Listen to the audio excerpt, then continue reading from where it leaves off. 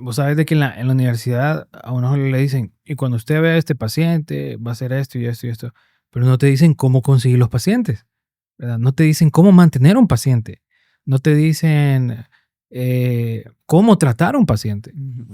Entonces, yo todo esto, afortunadamente, tuve un maestro que me enseñó tanto, viejo, y a él le llamaban maestro, o sea, él fue un ser humano increíble, pero no solo como ser humano, era una biblioteca de medicina andante, era el doctor Jesús Alberto Chinchilla.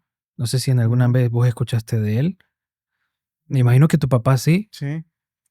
Ese hombre era una eminencia, viejo. Y yo tuve la gran fortuna de ser uno de sus discípulos.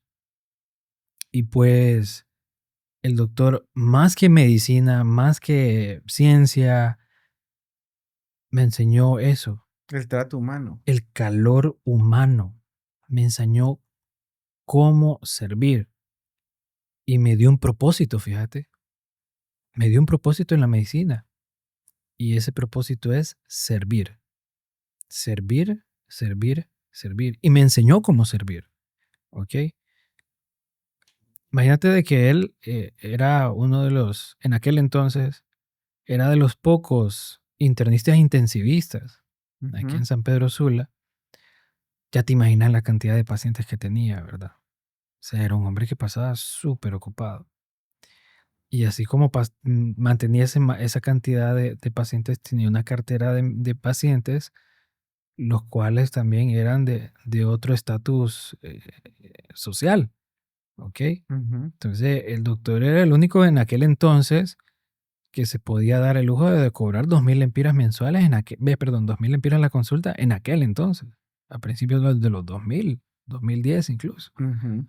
Fíjate de que el doctor, así como trataba a ese paciente que le cobraba 2.000, 2.500 la consulta, de igual manera trataba a la muchacha que nos atendía en el Expreso Americano.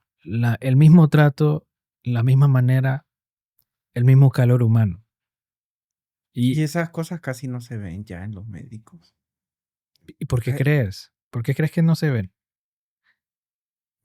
No sé, creo que a veces el médico ha perdido el rumbo del por qué estudió medicina y ha visto esto como un beneficio económico. Hay dos razones. La primera es el capitalismo. Cada vez la medicina está sacando especialidades, subespecialidades, ¿verdad? Porque es una manera en la que el capitalismo está absorbiendo la economía del rubro de la medicina. Y esto no se ve aquí, pero se ve en otros lados, en Estados Unidos, Sí. ¿verdad? En Estados Unidos es uno Se de los... empieza a ver aquí en este país que está empezando a crecer, pero en otros países grandes esto es bien normal. Viejo, es el negocio más redondo que hay en Estados Unidos, la medicina, los seguros, ¿verdad? Entonces, una es esa. Y la otra es ese ciclo vicioso en el cual el médico que está siendo catedrático en la universidad o en el hospital, pues le levanta estos aires, ¿verdad?, de superioridad a sus estudiantes y los estudiantes se la creen, ¿verdad? Y los estudiantes quieren sentirse como se sentía su catedrático, ¿verdad?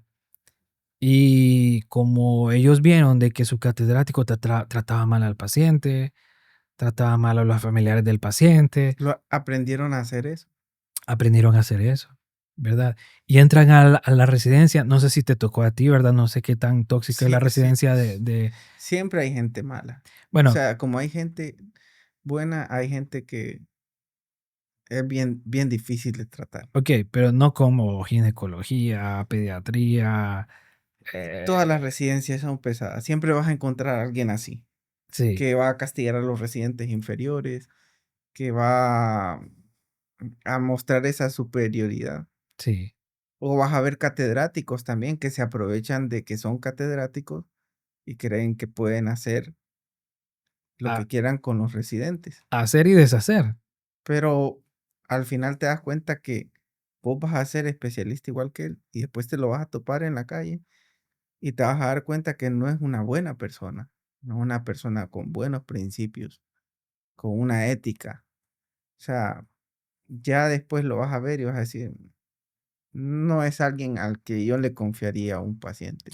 Sí, y eso pasa, normalmente eso pasa, vaya, si vos me preguntás a mí, contados con las manos, los colegas, incluso especialistas que yo puedo confiar a mis pacientes. Es más, yo les digo a mis pacientes, mire, vaya, y esto lo puedo decir abiertamente porque no es la primera vez que lo digo, varios pacientes me dicen, doctor, ¿con qué ginecólogo puedo ir?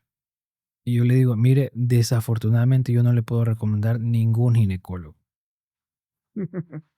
Y vos sabes por qué, Sí, ¿verdad?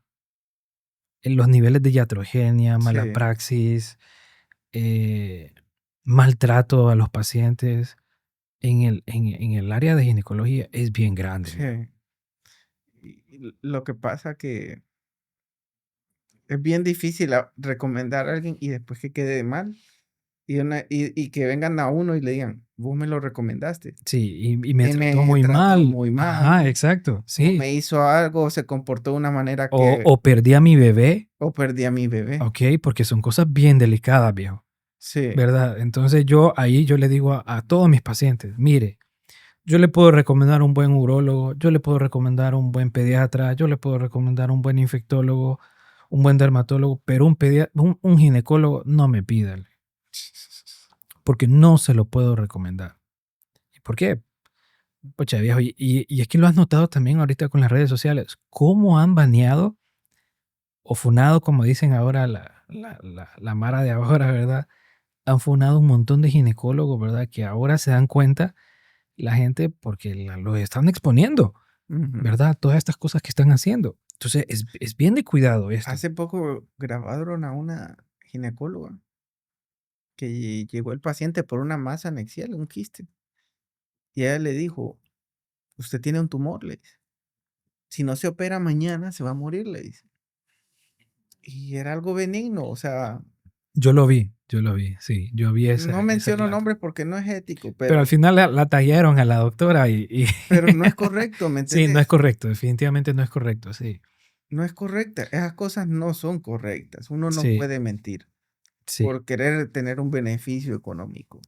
Viejo, y eso es bien común, te lo digo porque vaya, uno de médico general escucha todos los casos, Claro. uno escucha todos los casos. A mí me llega un montón de casos a la clínica y yo escucho y pasa algo también, y es algo que nosotros hablamos también con el doctor Luis Enrique Romero, que el paciente llega con una intención de hablar mal de un especialista y que vos reforces ese comentario negativo, ¿verdad?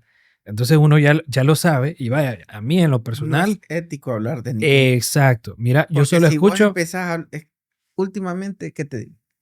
Los peores enemigos son los mismos colegas. Y si ellos miran que vos trabajas mucho, te empiezan a tirar tierra, empiezan a hablar mal de vos. Y le dicen a los mismos, vaya, en mi caso, cirujanos, no, no, que no te da anestesia a este, que este te vas, o sea, la misma competencia, envidia o no sé qué, hace que tus colegas empiecen a hablar mal entre ellos. Y eso no es ético, uno no tiene que hablar, mira, no te dejes por esto, uno tiene que dejar que cada quien elija su personal médico. Yo no le puedo decir a una persona, sabes que no vayas con él porque para mí es malo, sí, porque todos podemos cometer errores, sí, así todos es, podemos cometer, a todos se nos puede complicar un paciente. Y el día que a mí se me complica un paciente, probablemente digan, mire, por él pasó esto. Todos estamos con ese riesgo de que un día nos pase algo, pero no es porque así es, nosotros queramos. A veces es porque sencillamente el paciente no está bien. sí. Pero las habladurías, los chismes, los comentarios negativos hacia otro colega, yo creo que no es algo correcto en el gremio. Sí, yo considero también eso y que lejos de atacarnos, deberíamos de protegernos, Correcto. ¿verdad? Y no está pasando eso. Y es por lo mismo que estamos hablando, ese ciclo vicioso, ese ciclo en el que, como a mí me trataron mal en la residencia, ¿verdad? Yo voy a tratar mal al que venga atrás también y yo voy a tratar mal a los pacientes. Y como hablaron cerdadas de mí durante toda la carrera, yo también voy a hablar de de todos modos, andan hablando mal de mí. no lo considero bien. Créeme de que llega el paciente, empieza a hablarme mal a mí de colega, yo escucho, Y calla. me callo, ¿verdad? Le cambio la conversación al paciente. O le digo, mire, desafortunadamente yo no lo conozco, no le puedo decir cómo es el doctor, y tal vez sí conociéndolo, ¿verdad? Pero, Es que yo pienso que si un colega hace cosas malas para beneficiarse, vaya, económicamente, le dice, no, usted tiene que operarse porque necesita esta cirugía. Y tal vez el paciente no la necesita, pero hay personas que son muy persuasivas y saben manipular a las personas y la persona se opera y no lo necesitaba. Y uno se da cuenta de que lo operaron sin necesidad. Eso no me da derecho a mí estar hablando de esa persona. O sea, por muy malo lo que haya hecho, yo no tengo que hablar de él. Ya queda en la conciencia del médico del por qué lo hizo. mi Eso al final, todas esas cosas se van a venir hacia él. sí, uno acarrea esa vibra, vos, uno las acarrea. Una persona que hace bien sus labores, que trabaja con honestidad, que trabaja tratando de hacer las cosas bien, aplicando todos los conocimientos que hizo, le va a ir bien en la vida Sí, y va a así tener es. una vida muy bonita, una familia muy bonita y todas esas cosas malas, como vos decís, se van a ir a un lado, no se van a ir donde vos. Sí, así es. Miguel, ¿y en algún momento tú viste en algún quirófano de algún paciente de que vos consideraste decir, no, esto no debería ser quirúrgico y al final pues terminó siendo quirúrgico más que todo por beneficio de algún S- profesional de la cirugía? Sí se ha visto, pero como te digo, no es correcto. Yo no, o sea, si te dijera cosas que uno mira en el quirófano, el anestesiólogo siempre, eso son los ojos en el quirófano. Todo lo que pasa en el quirófano, uno lo mira, pero muchas veces no puede decir nada. Sí, así es. Y es lo ético, pues, o sea, pasó en el quirófano, no sale de quirófano. Claro, Sí, bueno, ¿qué te puedo decir? Una vez yo vi un cirujano que empezó a golpear al paciente con las pinzas y le empezó a decir vieja P, solo porque la vesícula le había salido complicada. Y le pegaba a la señora como de 80 años con una cólera así. Y yo me quedé impactado. Yo decía, ¿qué está pasando aquí? Y la instrumentista y el circulante y el ayudante del cirujano callados. Nadie dijo nada. wow, qué loco. O sea, yo a raíz de eso, te lo digo sinceramente, yo dejé de ir a ese lugar. Yo dije, este no es el lugar donde yo voy a estar trabajando. Sí, así es.